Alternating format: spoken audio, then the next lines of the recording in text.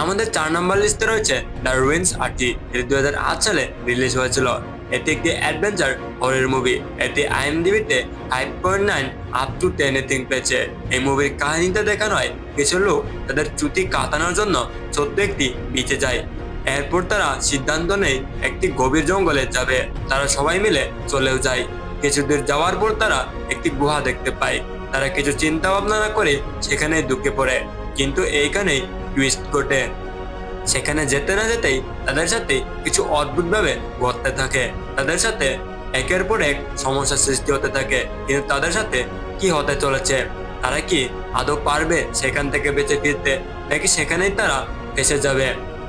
আর এইসব interesting twist দেখতে হলে অবশ্যই তোমাদের মুভি দেখতে হবে। তাই দেরি না করে আজকে দেখে আসুন, আর আমাকেও কমেন্টে বলে যাবেন কেমন লেগেছে আপনাদের এই মুভিটি।